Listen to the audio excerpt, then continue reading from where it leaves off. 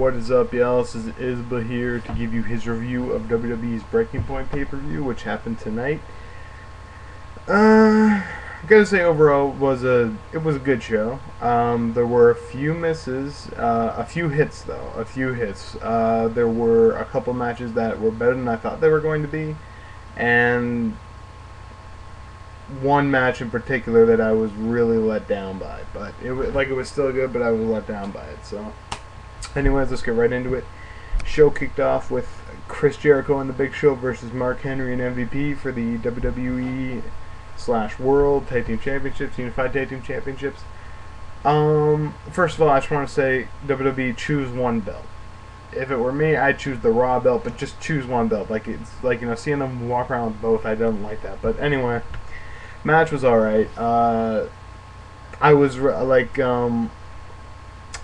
it was a lot slower than I would have wanted it to be, but it was still good in parts. Like when MVP and Jericho were in there, it was pretty good.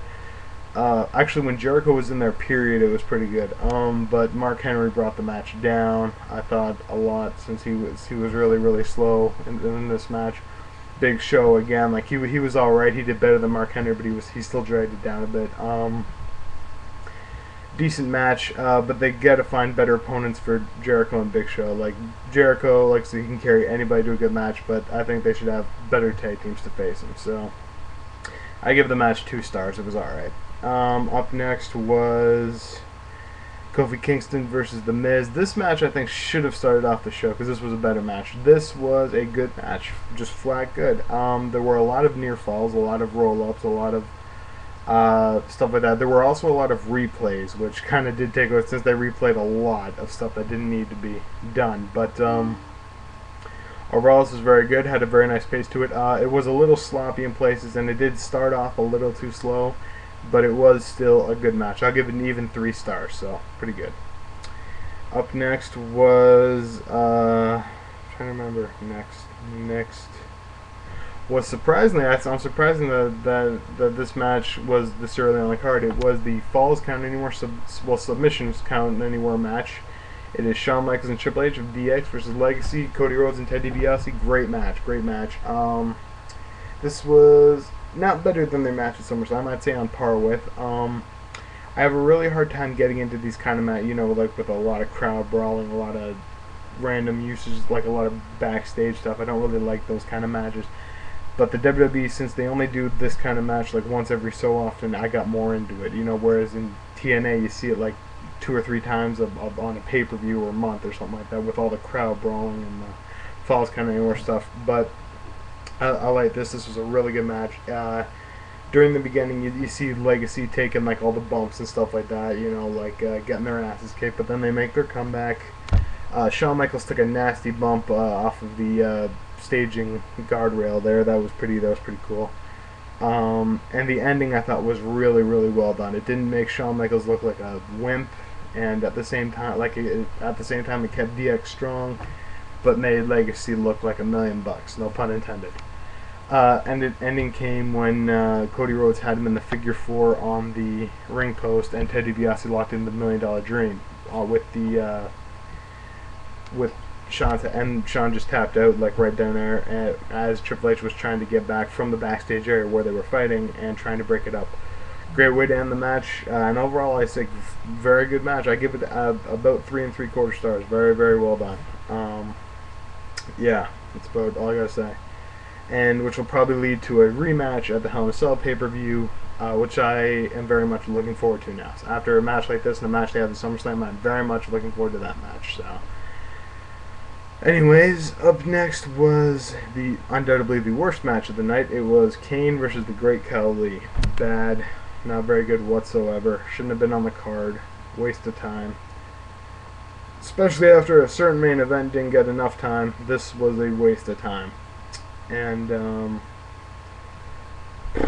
don't know what else to say. There were 2 nice things about it, and it's the only reason it gets as high as I'm rating it. I'm giving it half of a star. But it was too slow. Even the crowd chanted boring and bullshit and all this crap. But the only 2 good parts were when Kane did the flying Singapore Kane shot. That was pretty cool. And the part when he choked Sam Khali, because that was pretty intense. I like that. So That's the only reason it gets half a star, quarter of a star for each of those two things. Kane tried, but please, for the love of God, put him in there with Mike Knox. Even like I said, like that would be. I'd actually like to see that match as opposed to this shit. So anyway, what are you gonna do? Up next was, in my eye, the shocker match, and I did not think it was going to be as good as it was. I knew it was going to be a good match, but not as good as it was. It is Christian versus William Regal. This was a great match. This was an awesome, awesome match. It was only like 10 minutes, and some people may think I'm overrating it, but this is professional wrestling, folks. This match is the exact opposite of the DX Legacy match. This match had a lot of amazing counter wrestling, a lot of amazing moves, just like a lot of great submissions that even, but it's just an amazing wrestling match. This was like the Chris Benoit, William Regal matches that we saw like back in 2005 on Velocity and at the Brian Pillman Tribute Show. Not so much submission based, but the fact that it was really stiff, really like intense. You know, it was a great match overall. Like I said, some people may think I'm overrating it, but I'm gonna give it 3 3/4 stars. Awesome, awesome stuff, and it should have gotten at least 5 more minutes. By cutting out the next segment, which was stupid, it was they introduced Patterson, which I understand him being there, you know, but they could have just shown him like backstage watching it or something like that. But because he is from Quebec and Montreal, blah blah blah, and he's out there, and then Dolph Ziggler comes out and he insults him, blah blah blah, says nothing we haven't heard before. And he even brings up, why the hell are we wasting pay-per-view time, blah, blah, blah, and that's exactly true. Why the fuck are we wasting pay-per-view time on this shit? So, it shouldn't have happened on pay-per-view, it should have happened on SmackDown, because that would have been a good SmackDown segment, but John Morrison comes in, breaks it up, and I guess that's what they wanted them to do instead of having a match. Shitty. Not needed, and took precious time away from main event, and probably could have added at least 5 more minutes onto the ECW title match, which I would have loved, and probably would have made it a match of the year candidate in my opinion. So up next it was Randy Orton versus John Cena, match of the night. Great match overall. Storytelling wise, it was amazing.